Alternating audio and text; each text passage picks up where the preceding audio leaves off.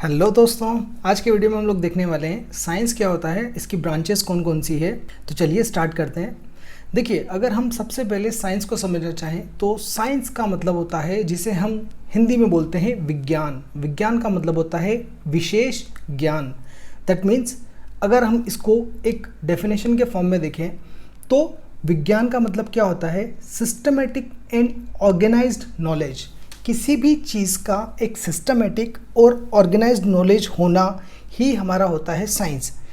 अगर हम किसी भी चीज़ को स्टडी करना चाहते हैं या पढ़ना चाहते हैं तो साइंस के अंदर उसके कुछ प्रोसेसेस होते हैं, हमको वो सारे प्रोसेस फॉलो करने पड़ते हैं और हम एक एक स्टेप उसको क्रॉस करके जाते हैं और फिर हम फाइनली उस चीज़ के बारे में पूरी स्टडी करते हैं। जैसे कि अगर मान के चलिए कि आपको एक इंजीनियर बनना है तो इंजीनियर बनने के लिए हमारे पास में प्रोसेसेस फिक्स किए हुए हैं कि हमें पहले 10th करना पड़ेगा, फिर 12th करना पड़ेगा, फिर IIT पास करना पड़ेगा, उसके बाद में हमें एक इंजीनियरिंग कॉलेज में एडमिशन मिलेगा, देन उसके बाद हम लोग बीटेक करेंगे और फिर हमें एक इंजीनियरिंग की डिग्री मिल जाएगी। और उसके बाद में अगर हम किसी एक पर्टिकुलर सिर्फ टॉपिक पे या पर्टिकुलर सब्जेक्ट में स्पेसिफाई होना चाहते हैं तो हमको उसमें PhD करना पड़ेगा, राइट।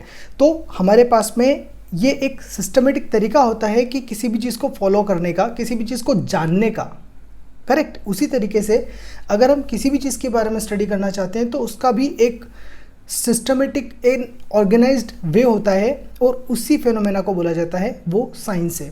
ऑलराइट, अब अगर हम बात करें कि साइंस की ब्रांचेस कौन सी होती है तो हमारे पास में साइंस की दो ब्रांचेस हैं। पहली होती है बायोलॉजिकल साइंस और दूसरी होती है फिजिकल साइंस।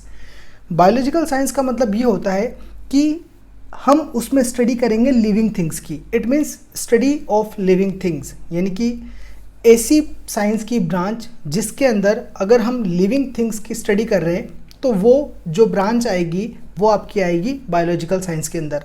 और बायोलॉजिकल साइंस के अंदर भी आपके पास में बहुत सारी ब्रांचेस मिलेंगी, जैसे कि जूलॉजी हो गया, बॉटनी हो गया, आप सब्जेक्ट में पढ़ते ही हैं।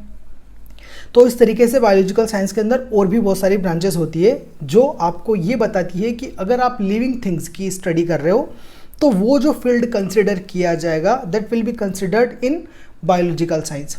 ओके, सेकेंड जो हमारे पास में ब्रांच आती है वो आती है हमारी फिजिकल साइंस। फिजिकल साइंस में जैसे कि नाम से पता पड़ता है, फिजिकल मीन्स ऐसा कुछ जो दिख सके या जिसको हम लोग महसूस कर सकें। ऑलराइट, तो फिजिकल साइंस के अंदर हमारे पास में पहले दो ब्रांचेस डिफाइन होगी। फर्स्ट होगी आपकी केमिस्ट्री एंड देन सेकंड होगी आपकी फिजिक्स। तो केमिस्ट्री क्या होता है, देखिए 10th क्लास तक हम लोगों ने जो पढ़ा है वो ये पढ़ा है कि फिजिक्स, केमिस्ट्री और बायोलॉजी पूरी एक ही बुक जिसका नाम होता था साइंस, उसके अंदर हमको पढ़ना होता था। जब आप 11th क्लास के अंदर एंटर कर जाते हैं तो आपको फिजिक्स अलग पढ़नी पड़ती है, केमिस्ट्री अलग पढ़नी पड़ती है और बायोलॉजी आपको अलग पढ़नी पड़ती है, राइट। तो उसके अंदर आपको क्या पढ़ाया जाता है, बायोलॉजिकल के अंदर, बायोलॉजिकल साइंस या फिर हम बायो के अंदर जो पढ़ते हैं वो सारी की सारी लिविंग थिंग्स की स्टडी पढ़ते हैं।